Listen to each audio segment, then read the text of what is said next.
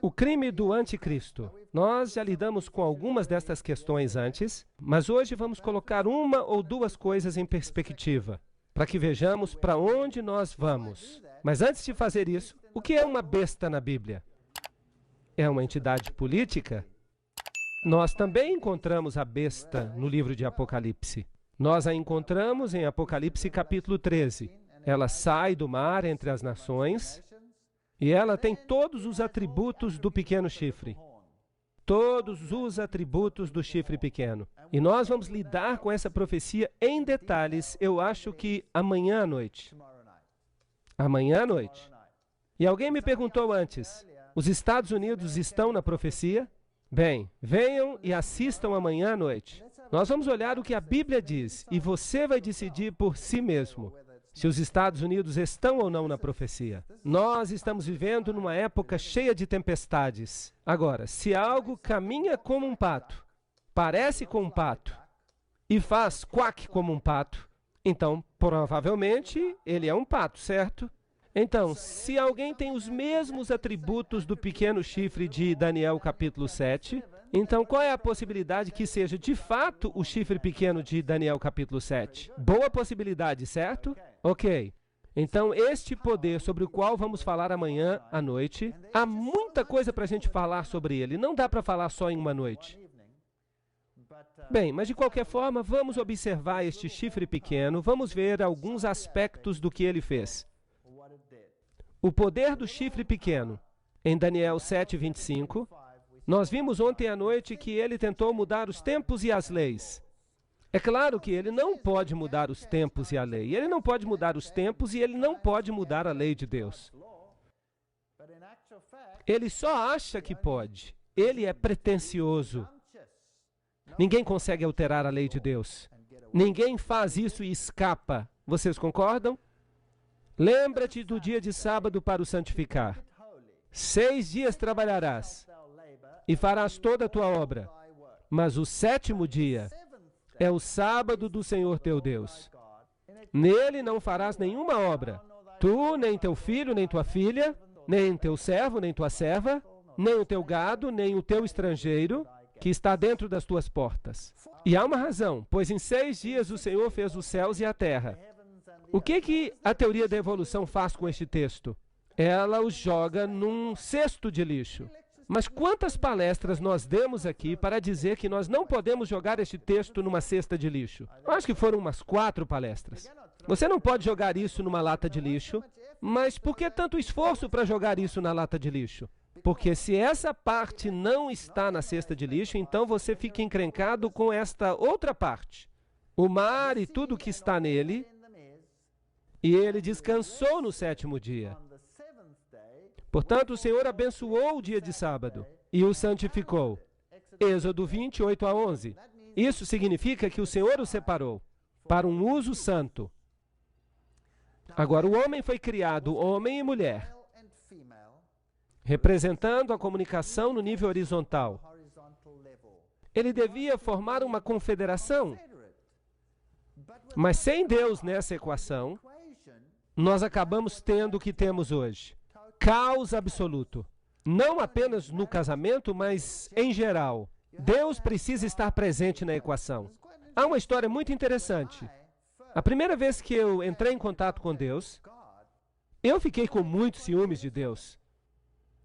Porque Ele exige o primeiro lugar. E eu era casado com minha esposa, e ela era toda minha. E agora eu tinha que compartilhá-la. Foi duro.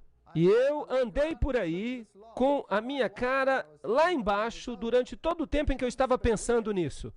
Talvez eu seja um sujeito esquisito, mas eu estava pensando sobre isso. Mas eventualmente, quando eu comecei a perceber o caráter de Deus e o seu egoísmo absoluto, se uma pessoa é 100% sem egoísmo como Jesus Cristo, que se entregou completamente pela humanidade, mas se ele é totalmente egoísta, quanto é que você vai receber desta transação quando você lida com esse indivíduo? Você vai receber 100%. E essa é a beleza da coisa. Veja, se você ama a Deus supremamente, você recebe o amor de Deus supremamente. Sem qualquer egoísmo. derramado sobre você. E a bênção se torna tão grande que o relacionamento entre homem e mulher aumenta. É o relacionamento da glória. Você pode chamar pelo nome que você quiser. Melhora milhões de vezes. Ele é aumentado porque Deus entra na equação. De fato, Deus conserta muitos dos nossos rituais egoístas. Quantas pessoas se encontram unidas umas às outras por laços egoístas, de modo que uma pessoa não pode exercer a sua liberdade porque a outra o restringe. Mas se você tem o Espírito de Deus em você, você perde o seu egoísmo e a sua visão muda completamente. E você quer fazer com que a outra pessoa seja ainda mais feliz e você concede mais liberdade a essa pessoa. E é claro, isso é perigoso aos olhos do mundo, porque liberdade significa que você pode fazer o que você quiser. Então é uma questão de escolha. Se você está tomando as suas decisões no reino daquilo que Deus considera certo e justo, então o seu relacionamento, ele frutifica, é uma bênção. E aqui está Deus dizendo que você tem que guardar o sábado, porque em 6 dias o Senhor fez os céus e a terra, o mar e tudo que está neles. Ele é o Criador. Ele é que causou a existência de todas as coisas. E ele descansou no 7º dia. Ele descansou. Será que Deus se cansa? Não, Deus não se cansa. Que descanso é esse que ele encontrou, então, em seu relacionamento com o homem? Ele descansou porque no homem, ele encontrou o cumprimento de todo o seu plano para o universo inteiro. Todo o seu plano. No homem deveria se manifestar a glória de Deus. Ele criou o homem para a sua própria glória. É isso que a Bíblia diz. Em outras palavras, o homem deveria refletir ao universo a sabedoria de Deus. É um propósito nobre, muito nobre. São pensamentos maravilhosos. E aqui Deus observa essa nova criação dele e ele encontra descanso nessa criação. É como você quando está tendo um novo relacionamento. Você se encontrou com esta mulher dos seus sonhos, e se você é uma mulher, você encontrou este homem dos seus sonhos. E vocês ficam separados por um tempo, e então vocês se encontram de novo pela primeira vez. E vocês olham um para o outro e vocês se abraçam, e não há nada o que dizer, exceto, descanso, encontrar paz num relacionamento. Isso está fazendo sentido para vocês? E Deus descansou porque ele encontrou paz no relacionamento. E ele sabia que haveria uma parede que seria erigida ao redor dele como consequência. Porque o diabo ficou irado quando Deus criou o homem. Ele estava zangado, mas Deus encontrou o seu descanso no homem. E agora, o homem pode encontrar o seu repouso em Deus, a despeito de tudo o que acontece ao nosso redor. Então ele descansou no 7º dia. E por isso o Senhor abençoou o dia de sábado e o santificou. Vocês sabiam que 2 pessoas que estão apaixonadas e se amam, elas podem encontrar descanso uma na outra, mesmo que o mundo inteiro ao seu redor esteja em guerra. Sabiam disso? Claro que podem. E nós só podemos encontrar descanso em Deus. Então Deus pegou o sábado e o separou para um propósito santo. E ele disse ao homem, agora você pode ter domínio. Você pode sair daqui e fazer o que você quiser fazer. Sujeite o mundo inteiro a você. Tenha domínio sobre ele. Altere-o, modifique-o, faça o que você quiser com ele. Mas uma vez por semana, venha aqui para que nós tenhamos uma comunhão santa juntos. Nós podemos conversar todos os dias. Nós podemos caminhar juntos todos os dias. Mas vamos separar um dia. É disso que eu estou falando. Êxodo 20, capítulo 11, está escrito... Pois em 6 dias fez o Senhor os céus e a terra, o mar e tudo que há neles. E ele descansou. E a palavra hebraica usada aqui é noar. Antes havia sido usada a palavra Shabbat, o 7º dia. E por isso o Senhor abençoou o dia de sábado e o santificou. E se você procurar a palavra noar numa concordância hebraica, significa descansar, estabelecer-se. Significa fazer parte de uma confederação. É como eu já disse, significa estar juntos. Ter esta sensação que, uau, nós temos que estar juntos. Além disso, eu também lhes dei os meus sábados, para que sejam um sinal entre mim e eles, para que saibam que eu sou o Senhor que os santifica. Esta relação sagrada, esta capacidade de fazer o que é certo, a vontade de fazer o que é certo, vem de Deus. Então o Senhor lhes deu o sábado como sinal, para que eles saibam que o Senhor é Ele, o Senhor, que os santifica. Ezequiel, capítulo 20, versículos 12 e 20.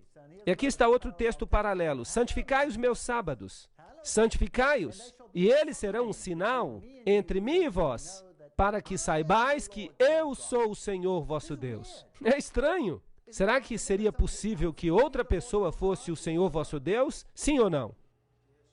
Bem, os povos antigos, especialmente Israel, constantemente se desviavam e seguiam falsos deuses. Não importa o lugar, às vezes era Moloque, às vezes era Baal, às vezes era outro deus.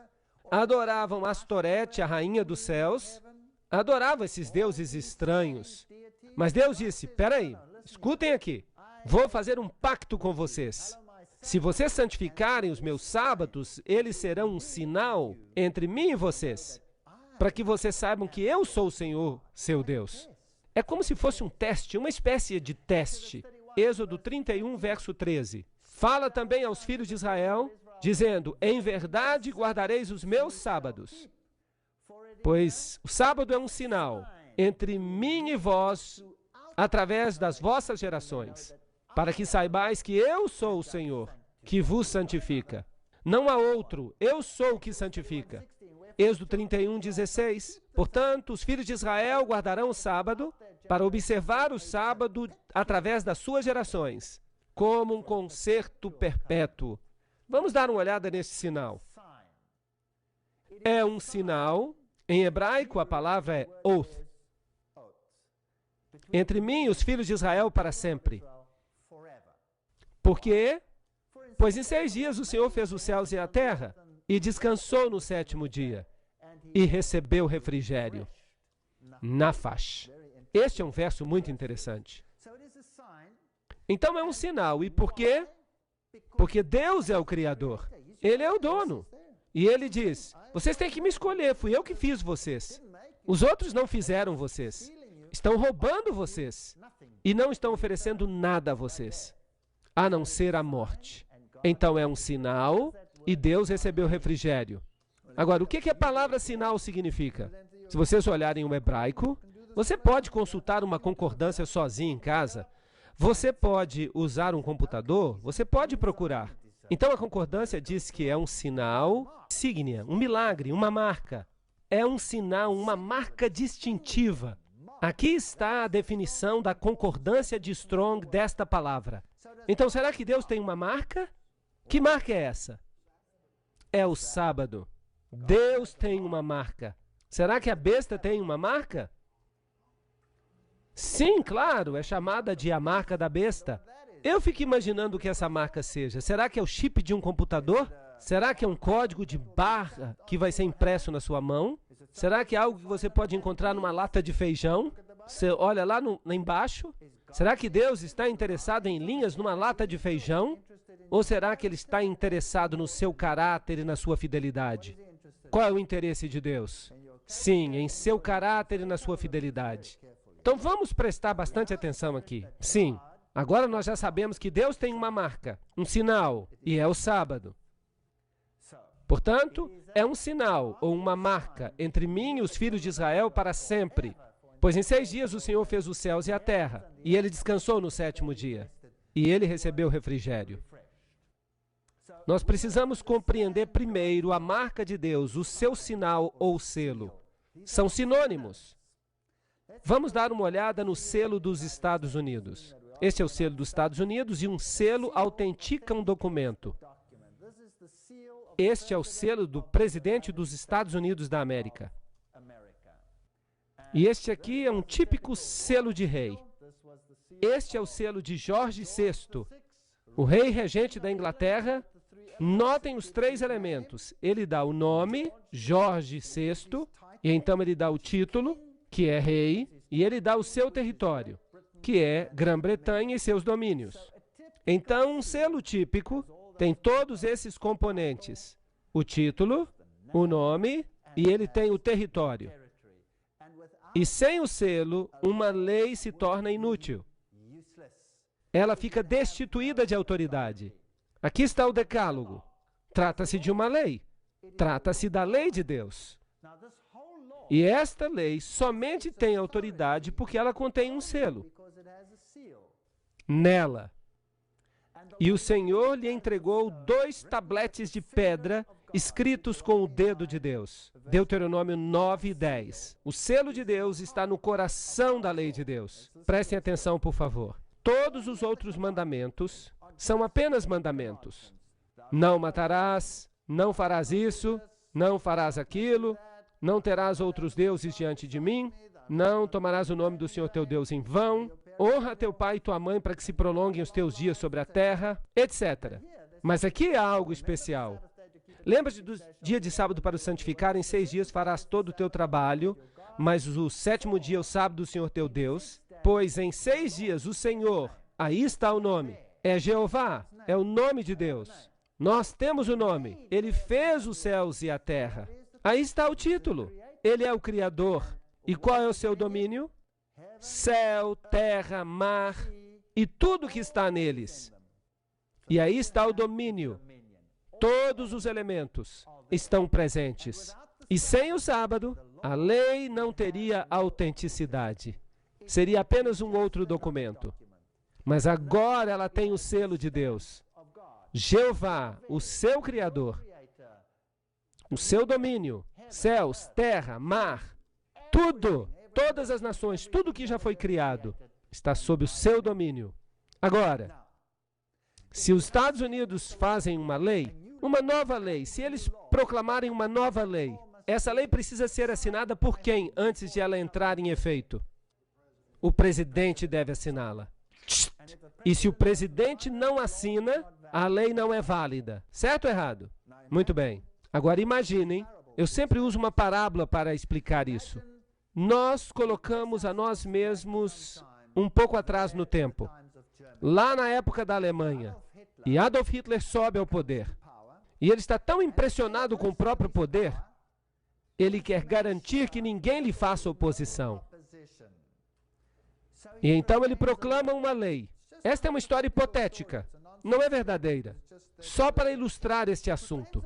Ele proclama uma lei. E ele diz, na próxima quarta-feira, às 12 horas, eu quero que todo o povo alemão saia às ruas e proclamem sua solidariedade para comigo, gritando todos a uma só voz, Heil Hitler, naquele momento exato. Na quarta-feira, no momento exato. 12 horas, 1 hora, vamos dizer 12 horas. Todos têm que fazer isso. E a Gestapo sai às ruas, e a polícia militar sai às ruas, e o desfile começa. Quantas pessoas do povo alemão teriam saído às ruas? Eu acho que todos. E quando a hora chega, todas elas demonstram a sua solidariedade. Bem, e eu fico tão impressionado com isso que eu também faço uma lei. Eu digo, não, na próxima quinta-feira, às 12 horas, todo mundo tem que sair para a rua e gritar Heil Walter Weiss. E eu envio isso para todas as casas na Alemanha. E a quinta-feira seguinte chega, quantas pessoas vão aparecer na rua? Nenhuma salsicha sozinha. Isso não é justo. Por que não? Por que eles podem fazer isso para aquele palhaço e não podem fazer isso para mim? Qual é a diferença? Eu não tenho o quê? A autoridade, eu não tenho o título e eu não tenho a jurisdição. Estão entendendo?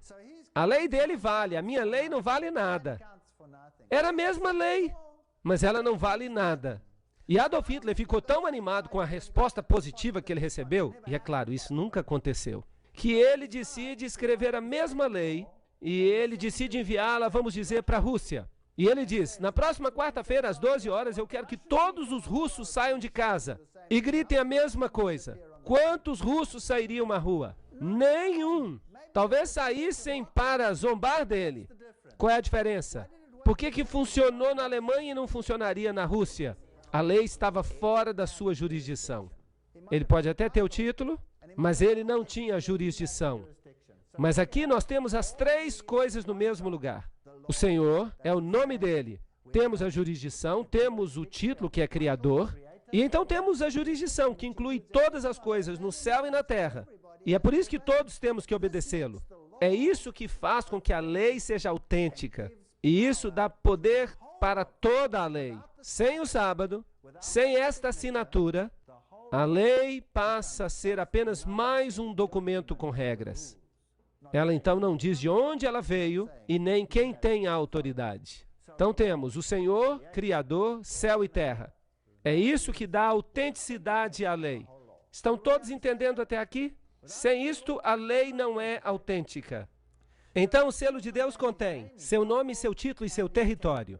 Além disso, eu lhes dei os meus sábados para que sejam um sinal entre mim e eles, para que eles saibam que eu sou o Senhor que os santifica. Como é que eu mostro a Deus que eu estou disposto a obedecê-lo? Será que eu devo colocar, então, uma grande bandeira? Será que eu visto um tipo especial de roupas? Será que eu devo usar um chapéu especial? O que será que eu tenho que fazer? Será que eu só preciso obedecer a Ele e guardar aquele dia porque foi Ele quem ordenou? Não é este o maior sinal de todos? Fazer alguma coisa simplesmente porque esta é a ordem de Deus. Uau! Isso é ótimo! Mas e se outra pessoa aparecer e me disser, espere aí um minuto, espere um minuto, o que está acontecendo aqui? Quem você pensa que você é? Obedecendo aquele preceito e mostrando fidelidade àquele poder. Eu estou lhe dizendo, eu não quero que você obedeça a eles, eu quero que você obedeça a mim. E eu estou lhe dizendo, vamos mudar isso. Vamos ver quem é mesmo que tem autoridade na sua vida. É Deus ou sou eu? E eu estou lhe dizendo que você tem que obedecer a mim e não a Deus. Tem problema com isso? Você teria problema com isso. Eu uso uma outra parábola, uma parábola. Eu conto a história de, por exemplo, saibam que isso é uma hipótese. É uma boa parábola, eu sempre gosto de usá-la. Mas algumas pessoas pensam que isso de fato aconteceu, mas não aconteceu. É só uma parábola. Vamos presumir que eu estou casado com a minha esposa faz muitos anos e que eu tenho filhos. E então um dia, um palhaço aparece. Será que eu posso usar a palavra palhaço neste país? E ele consegue falar com a minha esposa e ela decide me deixar para ficar com ele. E ela então se muda para viver com ele. Casa-se com ele. E leva as crianças com ele. E eu fico devastado. Devastado. E ela está ali com esse outro rapaz. E eu não sei por que ela escolhe esse outro rapaz que parece uma couve-flor e usa dentes falsos. Mas ela vai com ele. E ela me deixa. Eu tenho certas regras na minha casa. Que as crianças deviam ir dormir na hora certa, que tinham que fazer o dever de casa, que tinham que ajudar na casa, que não deveriam assistir a filmes ruins na televisão, e que se saírem de casa têm que voltar antes de ser muito tarde. Regras assim, regras normais. E esse novo rapaz, ele diz para os meus filhos quando eles se mudam para viver com ele, nesta casa, eu tenho uma autoridade. E eu quero que vocês façam algumas coisas na casa, eu quero que vocês não cheguem em casa tarde. E ele coloca as mesmas boas regras que eu tinha. Eu teria algum problema com essas regras que ele está impondo? Sim ou não? Eu não teria qualquer problema com essas regras. Mas vamos supor que ele tem uma regra extra. E ele diz para os meus filhos, escutem, eu tenho uma regra extra. Era o seu pai que tinha autoridade sobre vocês no passado. Sim, o seu pai tinha autoridade sobre vocês no passado. Mas isso acabou. Eu sou a nova autoridade da vida de vocês. E vocês têm que obedecer a mim. E os meninos vão dizer, peraí, nós temos direito de visitar o nosso pai. E eles sabem que eles podem me visitar num dia que o juiz especificou. Mas esse rapaz fala, de jeito nenhum, vocês têm que ouvir a mim. Vocês não têm que obedecer mais o seu pai. Vocês acham que eu teria alguma dificuldade com esta nova regra? Claro! Eu o pegaria pelo nariz e eu faria uma plástica dele, girando o nariz dele 360 graus. Agora, por que essa nova regra me irrita?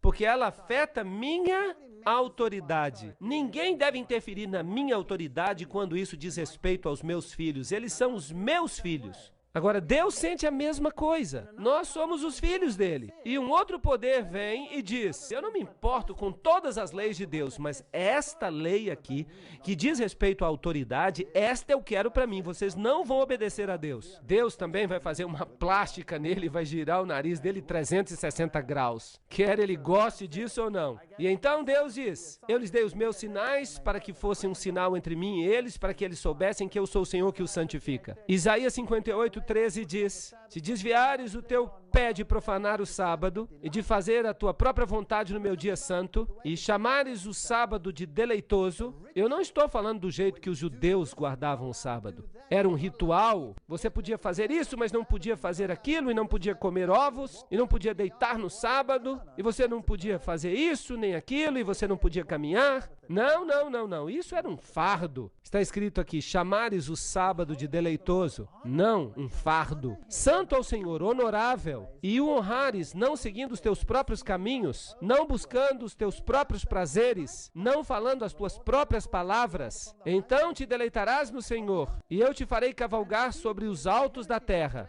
e te alimentarei com a herança do teu pai Jacó. Pois a boca do Senhor o disse, e ele disse, e se você honrar a minha autoridade na sua vida, e se você passar esse dia comigo, e se você permitir que eu o santifique, você será feliz e você terá a herança de Jacó, que é a vida eterna. Será que esse dia se aplicava somente aos judeus e o estrangeiro? Está escrito em Isaías 56:6-7. Todos os filhos do estrangeiro que se converterem ao Senhor, para servi-lo e amar o nome do Senhor, para serem seus servos, todos os que guardam o sábado. O sábado se tornou um sinal de fidelidade para com este Deus chamado Jeová. Era um sinal. Então eu os trarei à minha montanha sagrada e os encherei de alegria na minha casa de oração, pois a minha casa será chamada de casa de oração para todos os povos. Então o estrangeiro veio e ele teve que aceitar o sábado, sim ou não? Claro que sim. Ele teve que aceitar o sábado. Em Deuteronômio 11:13-20. E será que se ouvires cuidadosamente os meus mandamentos, que eu vos ordeno hoje, cuidado para que o vosso coração não vos engane. Os mandamentos são a lei de Deus, eles são rígidos, você não pode alterá-los. Se vos desviares e servirem a outros deuses adorando-os, existe então a possibilidade de que aconteça um conflito? Sim ou não? Sim, pode haver um conflito. Portanto, agora prestem atenção. Colocareis as minhas palavras no vosso coração. Ele está falando dos mandamentos de Deus. E na vossa alma. E as atareis às vossas mãos como sinal. Preste atenção agora. Na vossa mão, para que sejam recordativos diante dos vossos olhos. Então, onde os mandamentos de Deus devem ser postos? Na sua mão e na sua fronte. Uau! Existe também uma marca da besta que será colocada sobre a mão e sobre a fronte? Oh! Mas os mandamentos de Deus são eles que devem estar na sua mão e na sua fronte. Os judeus eram muito sábios. Eles escreviam os 10 mandamentos numa pequena placa e eles a atavam às mãos e à fronte. O contrato estava assinado e eles saíam andando. Eu tenho a lei na minha mão, eu tenho a lei na minha fronte. Grande coisa. Vocês acham que era isso que Deus queria? É uma coisa tão tola que parece inacreditável. Deus nunca quis isso. O que ele queria dizer quando ele falou isso? Ele disse, vocês têm que amarrar as suas mãos, ou seja, vocês têm que agir de acordo com a lei. Coloque-a na sua fronte, significa pense de acordo com a lei. Faz sentido? Não tem nada que ver com um sinal externo. Deus não é tolo. E estas palavras que eu te ordeno hoje devem estar no teu coração. É aí que Deus quer a sua lei. Por que eles também não pegaram uma placa e enfiaram uma placa no coração? Eles não fizeram isso. E as ensinarás cuidadosamente aos vossos filhos. E as amarrareis como sinal sobre a vossa mão. E serão recordativos nas vossas frontes diante dos vossos olhos. Deus está falando do pensamento cognitivo. Aqui está a lei de Deus. E eu devo obedecer a ela. Ele é o meu Deus. Eu o seguirei. É isso que significa. Continuando com Êxodo 13:9. Será um sinal para ti sobre tua mão e um memorial entre os teus olhos, para que a lei de Deus esteja na tua boca. Está bem claro aqui. O que tem que estar na mão e na fronte? A lei de Deus. Não tem nada que ver com um código de barra numa lata de feijão ou qualquer outra coisa. Tem que ver com a lei de Deus, que precisa estar na sua mão e na sua fronte. E aquele outro cara? Aquele que parecia uma couve-flor e tinha dentes falsos, que pega os seguidores de Deus. De fato, ele não se parece com uma couve-flor nem tem dentes falsos. Ele é lindo. Isso me irrita. Ele os leva para longe e os engana. Os engana. E ele diz, não, não, não, não. O meu sinal, a minha marca, na fronte ou na sua mão. Vamos dar uma olhada. Qual é o propósito, então, do sábado? Um dia de descanso, um dia de bênçãos, um dia de paz, um sinal, um memorial da criação, um símbolo da santificação, um dia santo e concerto perpétuo. Era isso que o sábado significava. Você se lembra de Marcos 2:27? O sábado foi feito para o homem, e não o homem para o sábado. Isso não destrói o sábado. Isso diz para você que o homem precisa do sábado. O homem precisa desta comunhão com esse Deus que ele precisa conhecer, para saber quem Deus é. O Deus a quem servimos é o Deus do sábado. É Ele o Deus a quem servimos. Se não, quem é Ele? Ele é o Deus da sexta-feira? Ele é o Deus do domingo? Ele é o Deus da quarta-feira? Ele é o Deus dos hindus? Ele é o Deus dos budistas? Ou dos shintos? Ele é esse ou aquele? Eu lhes digo uma coisa, Deus é o Deus do sábado. É bem simples, a Bíblia nos diz isso. Ó, que tu des ouvidos aos meus mandamentos, então que a tua paz seja como a de um rio, e que a tua justiça seja como as ondas do mar. Isaías 48:18. Você saberia exatamente onde você está. Deuteronômio 5:29. Ó, que houvesse tal coração neles, que eles me temessem e guardassem os meus mandamentos. 9 deles ou todos eles? Todos os meus mandamentos, sempre, para que pudesse ser bem com eles e com seus filhos para todo sempre. Bem, tendo estabelecido isso, por que então guardamos o domingo? Por que nós não guardamos o sábado? Por que o mundo cristão guarda o domingo? O domingo. Vamos perguntar ao Dicionário Internacional Webster. Alguns dos novos dicionários, eles são espertos. Você tem que ter cuidado. Mas nos velhos dias, eles davam a seguinte definição. Esse dia era chamado no passado assim porque ele havia sido dedicado ao sol ou à sua adoração. A enciclopédia Schaffhauser diz, o domingo, dies solis, do calendário romano, dia do sol, sendo dedicado ao sol, o primeiro dia da semana. Os novos dicionários Oxford dirão, domingo, o dia depois do sábado. Isso é patético. Isso não é mais uma definição. Essa é uma definição em termos de outra definição. Ela não significa nada mais. Mas aí está. É isso que é. É o dia do sol. É o dies solis do calendário romano. É o dia do sol. E é o primeiro dia da semana. O sábado é uma palavra hebraica que significa descanso. O domingo foi o nome dado pelos pagãos ao primeiro dia da semana, porque era o dia no qual eles adoravam o sol. John Edick, Enciclopédia Bíblica, página 561. Você pode conferir isso. Está tudo lá. As referências estão lá. Pegue um dicionário comum e veja o que ele diz. Portanto, o sábado não é o domingo. Ele é o sábado. O domingo é o primeiro dia da semana, mas o mundo cristão guarda o domingo. Vejam esta fotocópia aqui. É a fotocópia de um dicionário. Sétimo dia, sábado. O sétimo dia da semana. Sábado, o sétimo dia da semana.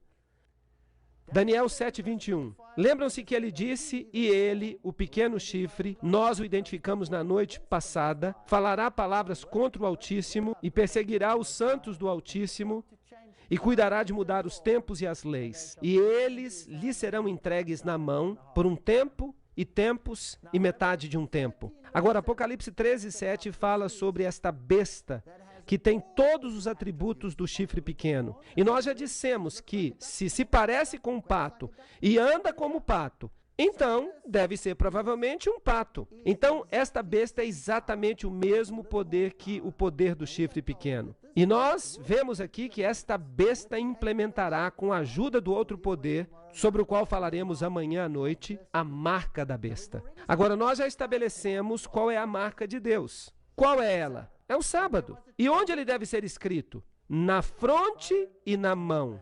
Agora, foi-lhe dado fazer guerra contra os santos e derrotá-los. E o poder foi dado a ele sobre todas as tribos e línguas e nações. Apocalipse 13, 7. E ele faz com que todos, grandes e pequenos, ricos e pobres, livres e escravos, recebam a marca na sua mão direita ou em suas frontes, para que nenhum homem possa comprar ou vender, exceto quem tem a marca, ou o nome da besta, ou o número do seu nome.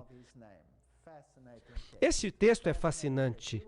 Nós vamos falar mais sobre ele em detalhes. Nós vamos dividi-lo. Cada aspecto desse texto será aberto. Há uma pequena diferença entre a marca de Deus e a marca da besta. E é uma diferença bem pequena.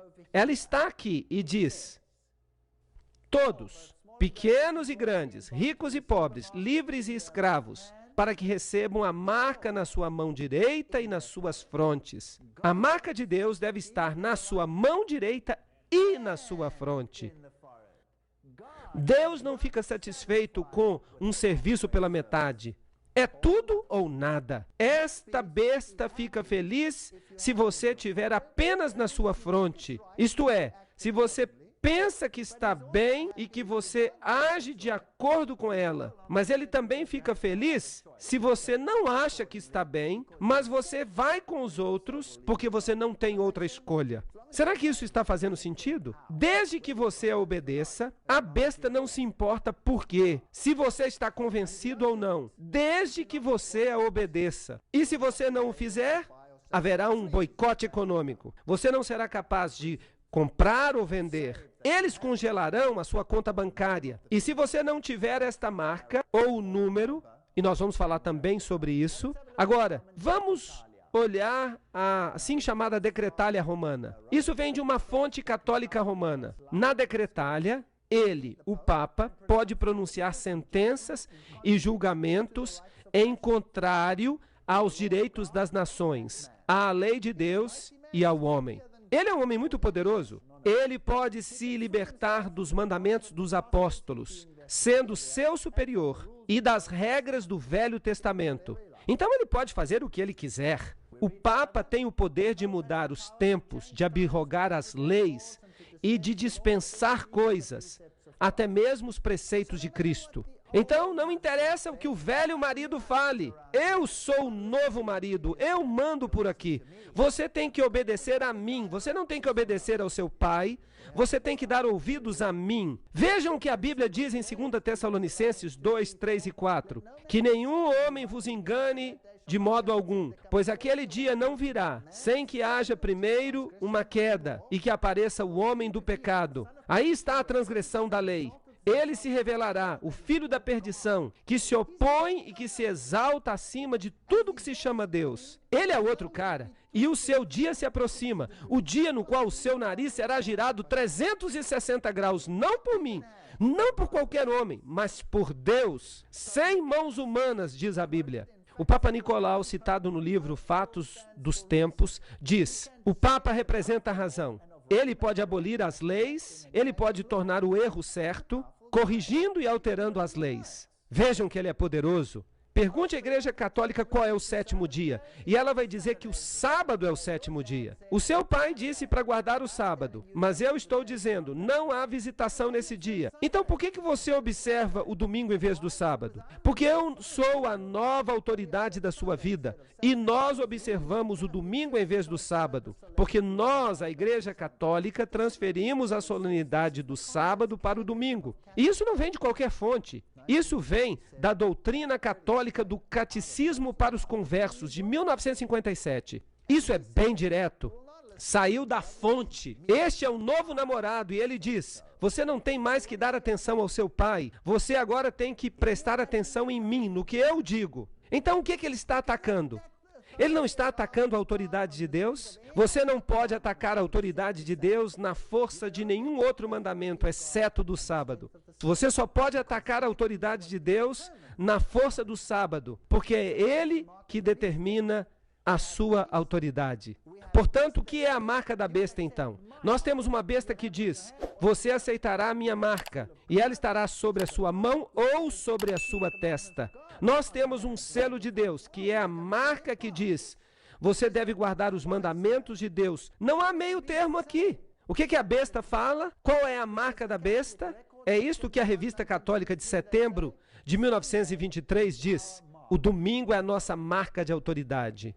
Então, qual é a marca da besta? Ela diz que é o domingo. A igreja está acima da Bíblia. Eu sou o novo namorado. Você não tem que ouvir as regras do seu pai. Você tem que ouvir a mim. E esta transferência da observância do sábado é a prova desse fato. Revista Católica. Ali eles estão dizendo isso. Então, nós temos duas marcas nesta terra. E a escolha é nossa. Ou nós obedecemos a Deus, ou nós obedecemos ao novo namorado. É isso aí.